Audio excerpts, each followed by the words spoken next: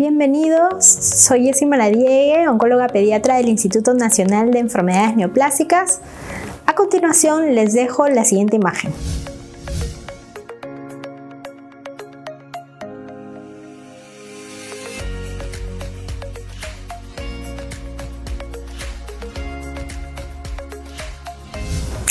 En relación a las imágenes presentadas, permítanme hacerle algunas preguntas. ¿Logró observar la diferencia entre el diagnóstico temprano y el diagnóstico tardío para el retinoblastoma, que es un tumor en los niños? ¿Por qué la balanza se inclina hacia abajo en los casos de diagnóstico tardío? ¿Estará relacionado a una baja sobrevida? Este tipo de cáncer es un ejemplo de cómo poder realizar un diagnóstico temprano puede salvar vidas. Efectivamente, hoy hablaremos del tema importancia de la detección temprana de cáncer en niños y adolescentes en el marco de la Iniciativa Global de Cáncer Infantil. El cáncer infantil, el cáncer en los niños y adolescentes, es el cáncer que aparece en el grupo poblacional menores de 18 años. Su incidencia se presenta de forma global entre 50 y 200 casos por cada millón de niños y habitantes, según la Organización Mundial de la Salud. Esta enfermedad difiere de las que se observan en los adultos, ya que el cáncer en los niños y adolescentes no es prevenible, pero se puede detectar oportunamente. Esta detección oportuna aumenta la oportunidad de curación. Acá ven algunas imágenes de algunos casos que nosotros tenemos en los hospitales sobre diagnóstico tardío. Como ustedes pueden ver en la primera filmina de la superior, hay un paciente que tiene un tumor a nivel de la rodilla, es un tumor muy grande. Al lado siguiente hay un pacientito que tiene un tumor ocular que ya ha invadido todo el ojo y el tumor está saliendo por el ojito. En las imágenes radiográficas se ve un tumor abdominal y ahí se ve al niñito con una gran tumoración en el abdomen. Lamentablemente los pacientes aún siguen llegando de estas características a los hospitales. ¿Qué factores están asociados al retraso al diagnóstico? Primero tenemos que saber de que hay una definición de intervalos de tiempo dentro del diagnóstico de cáncer infantil. El tiempo de diagnóstico es el tiempo que va desde la detección de los síntomas hasta que se hace el diagnóstico de cáncer. Hay el tiempo de referencia, el retraso del oncólogo, el retraso al tratamiento. El retraso por parte de los padres significa que es desde que se detectaron los síntomas hasta que el padre lo lleva al primer médico consultado. El retraso del médico es desde que comienza el primer médico a evaluar al paciente hasta que se hace el diagnóstico de cáncer infantil. Y el retraso total es todo lo que va desde el retraso de los padres hasta el retraso del médico antes de diagnosticar el cáncer infantil. ¿Qué factores están asociados al retraso del diagnóstico? Según estudios que se han realizado, los niños mayores de mayor edad tienen más riesgo de tener un retraso en el diagnóstico de cáncer que los menores. ¿Por qué? Porque muchas veces los niños mayores no dicen a los papás o no cuentan qué es lo que sienten por temor. En cambio, cuando los niños son más pequeños, los papás están más con ellos y los tocan, los cambian, los bañan y es más fácil diagnosticar así el cáncer. La edad de los padres también está asociada al retraso del diagnóstico. La edad de los padres se ha relacionado con un factor adverso. Mientras más jóvenes son los padres, el tiempo de diagnóstico suele ser menor. Mientras más ancianos o más mayores son los padres, el tiempo de diagnóstico es mucho mayor, ya que los padres mayores no tienen de repente muchas cosas que hacer con sus hijitos y no los ven bien. El nivel educativo de los padres también es un factor asociado al retraso al diagnóstico. En el estudio que se hizo acá en Perú, el nivel educativo de los padres influye en el tiempo de diagnóstico y en el retraso de los padres. Mientras menor nivel educativo tienen los padres, el diagnóstico es más tardío. El tiempo de enfermedad también es un factor relevante para el diagnóstico. El tiempo de diagnóstico, el primer médico consultado se ha relacionado fuertemente con el tiempo de diagnóstico. Es un tiempo de diagnóstico mayor o es más tardío si es atendido por un médico general o de familia que si es atendido por un pediatra. La relación entre el diagnóstico tardío y el estadio clínico es complejo. El 65.2% de los niños se presentan con un estadio 3, 4 o 5, como en otros reportes latinoamericanos. Entonces, normalmente nuestros pacientes llegan con un estadio clínico avanzado. ¿Qué otros factores están asociados al retraso del diagnóstico? Una deficiente historia clínica, un deficiente examen clínico. Como sabemos nosotros, a veces cuando va un paciente a la consulta, si el paciente viene por tos, solamente examinamos el tórax. Si el paciente viene por dolor en la garganta, solamente le examinamos la garganta y nos olvidamos que tiene que ser un examen físico completo, desde la frente, el cuello, el tórax, el abdomen, los genitales, las piernas, los pies. Otros factores asociados son los síntomas inespecíficos o la búsqueda de signos clásicos. Lo común que pasa es que a veces buscamos los diagnósticos más comunes. Pensamos de repente en tuberculosis, pensamos de repente en enfermedades reumatoideas en vez de pensar en cáncer.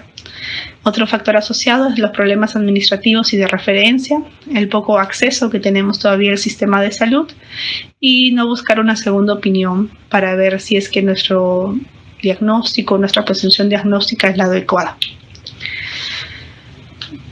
El diagnóstico precoz ha sido asociado en algunos estudios a un menor riesgo de mortalidad en cáncer infantil. Esto es de particular interés en patologías de repente como el retinoblastoma, la leucemia y el nefroblastoma y el radiomiosarcoma, en los cuales el riesgo de mortalidad aumenta si el diagnóstico es muy tardío. Antes de continuar, permítame realizarle la siguiente pregunta. ¿Sabía usted que contamos con estudios nacionales para poder evaluar los factores relacionados al retraso en el diagnóstico de cáncer infantil en el Perú? Continuemos con el desarrollo del tema. Nosotros aquí en Perú, en el año 2016, se publicó un artículo en el cual se hicieron un análisis de qué factores asociados estaban al retraso del diagnóstico en cáncer infantil. Se vio que los pacientes tenían unas edades variables y se hizo solamente en pacientes con tumores sólidos y se vio que los pacientes o los pacientes que tenían padres o el madre con grado de instrucción inferior tenía mayor retraso del diagnóstico. Los padres que tenían edad menor o igual a 45 años, también eso influía en el tiempo del diagnóstico, y los padres separados también influían en lo cual era el intervalo o el tiempo del diagnóstico. En el estudio realizado mostró que la identificación de casos se realiza en estadios avanzados, lo que implica un peor pronóstico y mayores problemas con el manejo. En este estudio que hicimos, el 36% de los pacientes llegaban en estadio clínico 4 y 5, el 33% en estadio 3, el 23% en estadio 2 y solamente el 8% de los pacientes llegaban en estadio clínico 1, que realmente son unas cifras alarmantes para nosotros. Es importante detectar el cáncer en niños y adolescentes ante la presencia de una serie de signos y síntomas, los cuales describen varios tipos de cánceres. Se debe realizar una buena historia clínica y un buen examen físico para prevenir un diagnóstico tardío y errado. Se presentan los factores de riesgo de cáncer infantil en niños y adolescentes, así como los exámenes de laboratorio que se pueden hacer. ¿Qué signos y síntomas están asociados al cáncer infantil? Bueno, tenemos muchos que se pueden confundir con otras enfermedades. Por ejemplo, fiebre por más de 7 días o sudoración en la noche o sudoración durante el día que sea bastante. Dolor de cabeza, ese dolor de cabeza puede ir acompañadas o no de vómitos. Los vómitos preferiblemente o normalmente pueden ser en la mañana. Los dolores de hueso, la pérdida de apetito o pérdida de peso o fatiga en los últimos 3 meses. Si los niños comienzan a tener puntitos morados, moretones o puntitos rojos o algún sangrado, ya sea en las encías, en la nariz, tenemos que estar sospechando de que puede ser algún cáncer. Si al niño lo vemos pálido de un momento a otro, debemos sospechar que puede estar haciendo cáncer. Y la presencia de ganglios, estos ganglios deben ser mayores a 2 centímetros en cualquier localización, deben ser duros, que no duelen y que tengan un tiempo de evolución de más de 4 semanas. Otro signo que nosotros debemos buscar es alguna anormalidad en los ojos.